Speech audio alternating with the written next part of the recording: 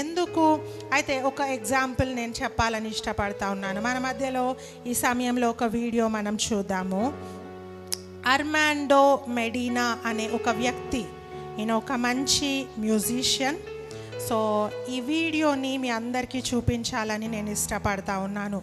Armando Medina అనే ఈయన మంచి ఒక టాటూయిస్ట్, టాటూస్ వేస్తాడు, చక్కటి డిజైనర్, మంచి మ్యూజిషియన్. అట్లాంటి వ్యక్తి ఏమైందంటే ఆయనకు ట్రావెలింగ్ అంటే చాలా ఇష్టము. ఒక ప్రాంతం నుండి ఇంకో ప్రాంతానికి వెళ్ళాలా, కొత్త కొత్త ప్రాంతాలు చూడాలా అని చాలా ఇష్టము. సో తన భార్యతో కలిసి ఆయన ఒక ప్రాంతానికి వెళ్ళాడు. ఆ ప్రాంతం ఏంటంటే సోయానా ఐలాండ్. సోయానా ఐలాండ్కి వారు ప్రయాణమై వెళ్ళారు వాళ్ళ ఫ్రెండ్స్ అందరు కలిసి. హ్యాపీగా అక్కడ ఉన్న ప్రాంతాన్ని ఎంజాయ్ చేస్తూ ఉన్నారు, స్విమ్మింగ్ చేస్తూ ఉన్నారు.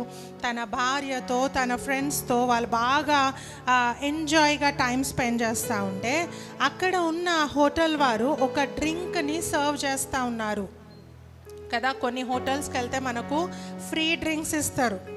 ఫ్రీ అనే వరకు మనం ఏం చేస్తాము, ఒక్కటి తాగుతామా? నో కదా. ఫ్రీ అనగానే ఒక 10 అన్నది తెప్పించుకుంటాం.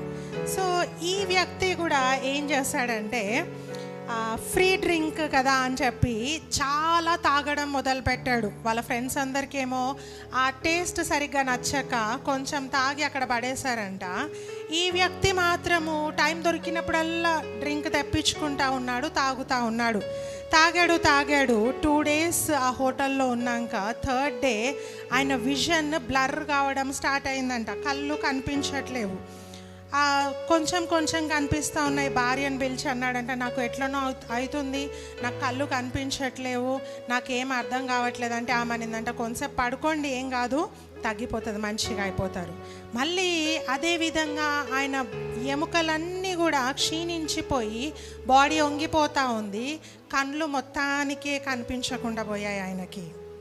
సో ఆ తర్వాత చూస్తే ఆయనకు బ్రెయిన్లో ట్యూమర్ వచ్చింది, ఆయన కోమాలకు వెళ్ళిపోయాడు.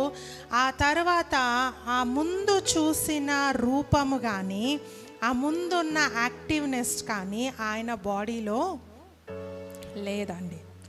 సో చాలా భయంకరమైన స్థితికి వెళ్ళిపోయాడు. డాక్టర్స్ అన్నది ఏంటంటే ఆయన తాగిన డ్రింకులో మీథెనాల్ అనే కెమికల్ ఎక్కువగా కలిపారు.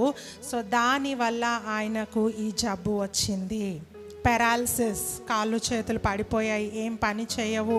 అయినప్పటికీ భార్య అంటా ఉంది, నేను నిన్ను బ్రతికించుకుంటాను, నిన్ను కాపాడుకుంటానని చాలా కష్టపడి ఆమె ఆయనకు హెల్ప్ చేసింది.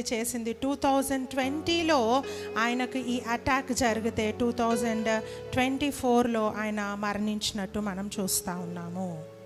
సో చివరికి వాళ్ళు చెప్పింది ఏంటంటే ఏ ఏజెన్సీని అయితే మేము నమ్మి వెళ్ళామో వాళ్ళు మాకు మోసం చేశారు. మా ట్రస్ట్ అంతా, మా నమ్మకం అంతా వాళ్ళ మీద పెట్టుకున్నాం. మమ్మల్ని చక్కగా ఆ ప్రాంతానికి తీసుకెళ్ళి చూపించి తిరిగి హెల్తీగా మమ్మల్ని ఇంటికి తీసుకొస్తారని వాళ్ళ మీద చాలా నమ్మకం మేము ఉంచుకున్నాము. కానీ వాళ్ళు మాకు మోసం చేశారు. సో ప్రియా సహోదరి సహోదరుడా, ఈరోజు మన ట్రస్ట్ ఎవరిపైన ఉంది? ఎవరిని నమ్మి మనం ముందుకెళ్తా ఉన్నాం? ఎవరిని నమ్మి మన జీవితాలు వ్యక్తుల చేతుల్లో పెట్టేస్తూ ఉన్నాము అనేది మనము చాలా ఆలోచన చేయాలా. సో ఆయన అనుకున్నాడంట, గ్రేట్ వెకేషన్ నా లైఫ్లో ఎప్పుడు చెప్పుకునేంత వెకేషన్ నేను ఎంజాయ్ చేద్దాం అనుకున్నాడు. కానీ ఒక చేదు అంతముతో ఆయన జీవితం ముగించబడింది. సో మనం ఎవరి మీద నమ్మకం ఉంచుతున్నాం అనేది చాలా ప్రాముఖ్యమైంది.